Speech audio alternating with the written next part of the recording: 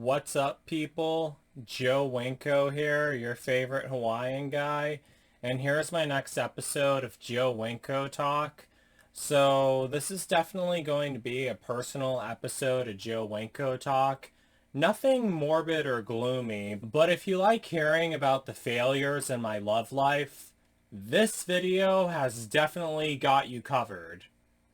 As you all know, for those of you who've been following my personal love life episodes of Joe Winko Talk, I've been looking for a lover and a partner for a really long time, and I live in the state of Florida. However, I can't really seem to find a lover or partner in the state of Florida. Every single guy I talk to online just wants to hook up, and they all just want like one-time things, and then they ditch me right afterwards because it seems like that's all they're looking for. And I've been living here for quite a long time, since October of 2017. I mean, don't get me wrong, I love Florida, and I always wanted to live in Florida, and I officially know now that I never really want to leave Florida, honestly. But when all this coronavirus stuff started going on, that's when I started to have second thoughts about Florida because of the way it was being handled here and because how badly it was spreading everywhere. I myself am actually really worried about coronavirus. However, they did have me in the coronavirus vaccine trials, and I did get both of the shots already, and I do know that I got the real thing and not a placebo, but that's worthy of a whole new episode of Joe Winko Talk. Earlier this year, I really was looking for a lover or partner, someone who would want me to come live with them and stay with them for a while all this coronavirus stuff is going on. Because right now I live in Florida with my adoptive dad's brothers who aren't taking the coronavirus seriously. And that's why I wanted to get away even more, really. Luckily, my adoptive dad's brothers don't really spend much time at the house anymore. One of them left to go stay with his girlfriend who lives in another state, and the other one barely comes back to this house very often, so I'm happy about that. This was all last summer, like around June or July. I was looking for a lover and partner to go stay with and go live with, and I'm not talking like officially move in, like someone to go visit and stay with for a while until things start going back to normal. And this one guy on this app messaged me, an app called Recon, and I don't really remember what this guy's name was, but let's just say that his name was Matt. That's the name I'm going to use in this video, because it's been a few months and he ditched me right afterwards. He said that he liked my profile on Recon and he was interested in me and everything because I had on my profile that I was looking to live with a guy who would be addicted to sucking my cock all the time, because that's another thing about me. I like getting my cock sucked a lot. And also because of all this coronavirus stuff. Alright, this is going to sound really weird, but I've been stressed out and worried about the coronavirus and everything. And whenever I'm getting my cock sucked, like, it calms me down and it makes me feel like less nervous about stuff because I like that warm and submerged feeling. I feel like I'm protected and I feel like I'm safe for some reason. I know that sounds absolutely crazy, but yeah, I mean, that's how I feel about it. You can blame my autism mind for that. So that's the reason why I wanted to be with a guy who would want to suck my cock all the time. And in case you guys don't know, I actually don't suck cock myself. I just like being sucked off. But a lot of guys tell me that they're okay with that, even though I still haven't found a lover and partner yet, but whatever. So this guy messaged me on Recon. He said that he read my profile, and he said that he was interested. He told me that he lived in North Dakota in a town called Minoit, North Dakota. Not sure if I'm pronouncing that right, but that's the town that he lived in. We called and we talked on the phone with each other for a while, and we seemed to get along really good. And he was also really handsome too. I saw all of his pictures. If you guys want to know what he looked exactly like Billy Idol, except he wasn't blonde. He had red hair instead. And he was in his 50s. Well, isn't that how old Billy Idol is right now? Yeah, I guess so. He was also a leather guy. Like, he wore, like, tons of leather because it was, like, his fetish and everything. That's actually really common on the app Recon, because that's basically what the app is. It's more than just a dating app. It's also for guys who have fetishes, too, like collar space and FetLife and everything. And I liked the way he looked in all of it. He looked like one of those biker guys and everything. I didn't see a picture of him shirtless, but he sent me a lot of pictures of his ass, though, and I thought those were really nice. As I said, the warm, submerged feeling, but yeah. But we talked on the phone for a while, and he said that he was looking for a lover and partner too. He told me that he lived in Minoit, and he told me that it was a small town in North Dakota. There's not many people there. And he said that he stays at home a lot because he owns a motorcycle repair shop that he actually lives at. And he said that he would love to have me come up there and visit him for a few weeks, and that he'll send me a plane ticket to come visit him for a few weeks.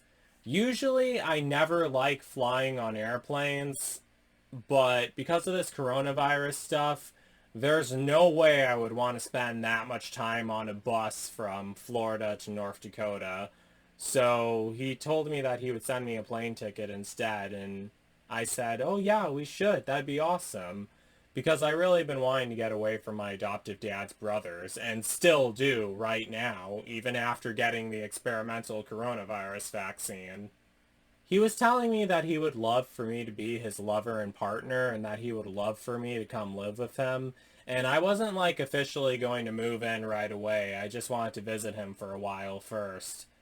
And he was also telling me about how much he would love to suck me off a lot too, because I sent him pictures of my penis also. And he says that he would love to drive around and go camping with me in North Dakota. And I thought that'd be really awesome because I love North Dakota. I've been there a long time ago, back when I was 18, because that's actually where my adoptive dad went to high school at, and he goes back there every 10 years for a reunion. And I thought North Dakota was a really cool place.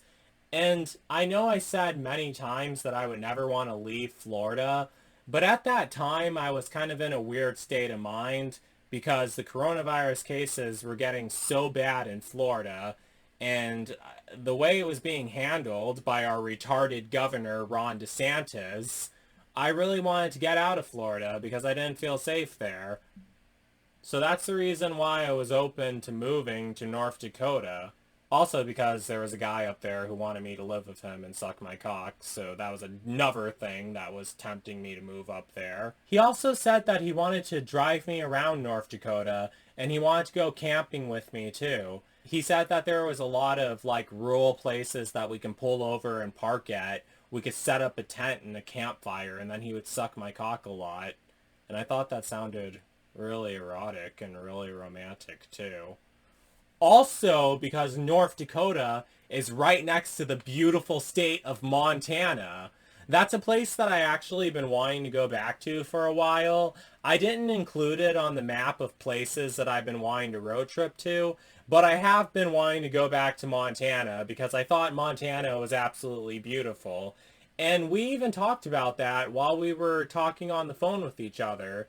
We were on the phone with each other for 4 hours, and we were talking about even more than just sex. We were talking about visiting Montana, we were talking about going camping together, and we were even talking about our favorite horror movies like Freddy Krueger and Jason. And I even told him that I made Freddy Krueger my husband in The Sims 1, and he thought it was funny. But I was really excited to go up there and meet him, because I couldn't find a lover and partner in Florida at all, so I was gonna go to North Dakota and be his lover and partner. And I literally thought that it was gonna be just like the movie Brokeback Mountain.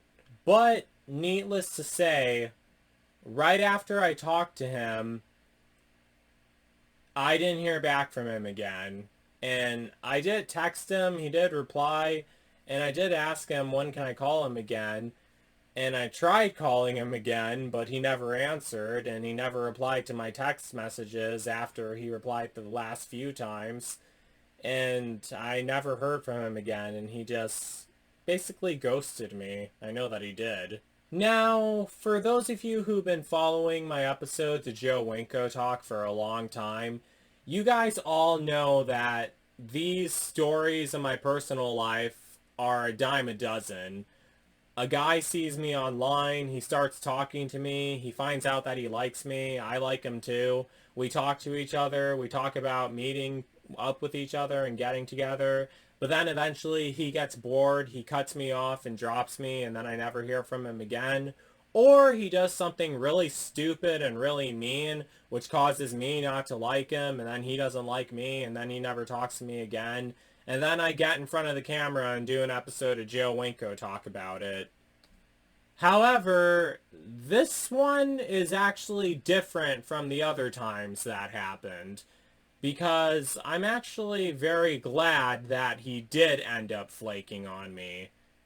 And let me show you why right here. Coronavirus cases are now soaring in every state of the country. The total number of cases in the U.S. is now above 10 million, with more than 59,000 currently hospitalized. That's the highest total since late July. The state of North Dakota has been so hard hit, the governor has just announced doctors and nurses who are COVID positive but not exhibiting symptoms can continue working. Now, hospitals there are reportedly at 100% capacity.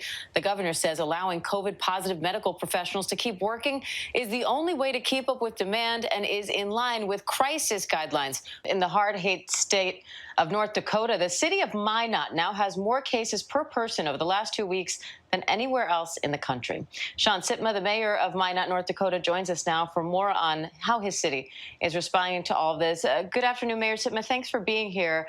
What kind of a strain is this surge in COVID cases putting on your community right now? So, yeah, you see what's going on up there, don't you? I'm very glad that he flaked on me, and I'm very glad that he actually didn't invite me to North Dakota to stay with him, because it could have ended very bad for me if that would have actually happened. Really. You know, in hindsight, thinking about it now, I remember when we were talking on the phone, and he was talking about how things are in North Dakota, and the way he was talking about it, it seemed like things were just 100% normal up there. He says that he still would go out to the bars from time to time and all of that. But the thing was, I just felt comfortable about all that because I was thinking, it's North Dakota. No one visits there at all or anything, so I highly doubt coronavirus will be very common up there, especially if it's a small town. I mean, don't get me wrong, I knew that all 50 states had cases of coronavirus, but I didn't think it would be much of an issue in North Dakota. However, it definitely is an issue in North Dakota right now, and the reason why is because they had a motorcycle rally in South Dakota, where a bunch of people came to visit the state, and they ended up spreading coronavirus everywhere. I even saw that on the news. And what's even more ominous about all this is that that guy actually owned a motorcycle repair shop one state away from where this biker rally took place at. So that definitely wouldn't have ended well. I actually remember the last text I ever sent him because he already hadn't replied to any of my text messages. I sent him a text message asking him what happened. I thought we were going to get together and everything. And then the text message I sent him after that after I saw how bad coronavirus was in North Dakota.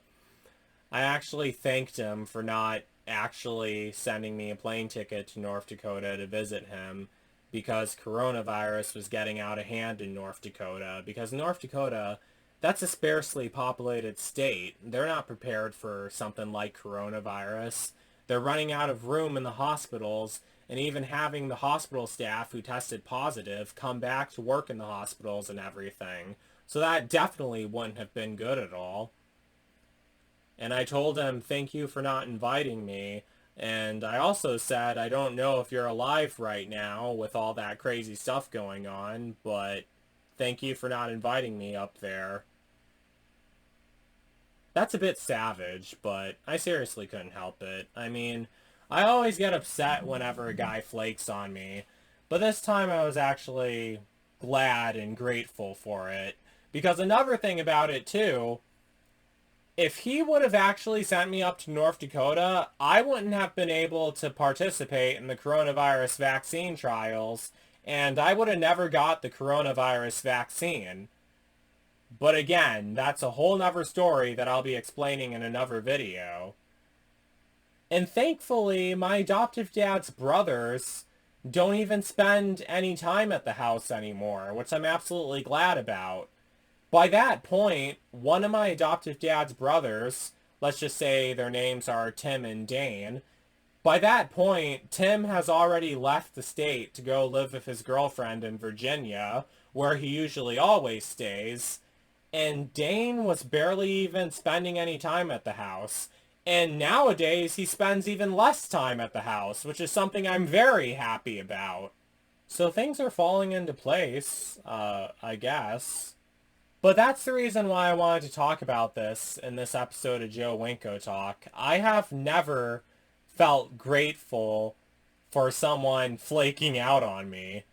I mean, even though I should, whenever a guy flakes on me, I always tell myself, well, I'm glad that guy flaked on me because he wasn't worth my time anyway, and I probably wouldn't have been happy with him anyway.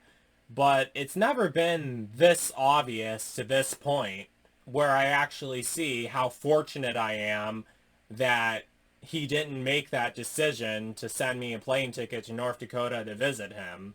Had he would have done that, that would have been a clear example of someone jumping out of the frying pan and into the fire. Literally into the fire. Oh gosh, that's ominous to even think about. But there's one more thing I want to say in this episode of Joe Winko Talk. Now, I know that earlier I said that I was open to leaving Florida, but a little while ago, I actually got out of my bedroom to meet with a friend and we went around driving and everything.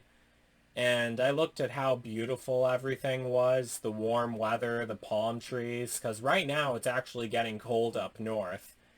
And then I finally realized again, officially realized again, I can't leave Florida at all. I mean, I love it here and it's beautiful. However, the thing is, if I was ever actually going to leave Florida, which I really wouldn't want to, it would have to be another place warm, like California or Texas or South Carolina or North Carolina, but not North Dakota. North Carolina maybe, but not North Dakota. Yeah, gotta have my palm trees. So that's it for this episode of Joe Winko Talk. I hope you guys all enjoyed it. It's been a while since I done an episode of Joe Winko Talk. I just kind of been all over the place with my mind and worrying about stuff. But I do plan on doing more. Let me know what you think. Are you glad that the guy didn't send me a plane ticket to North Dakota? I mean, hopefully you are. I mean, I don't know why you guys would all want me in a state where people are getting infected with coronavirus and the hospitals are running out of room. And what did you think of this episode of Joe Winko Talk? And do you live in North Dakota or Montana? How are things up there right now? Let me know. And I hope you're all staying safe from coronavirus. So don't forget to like, don't forget to comment, don't forget to subscribe, and don't forget to like me on Facebook and follow me on Twitter, Instagram, and Tumblr. So that's it. Peace out, people.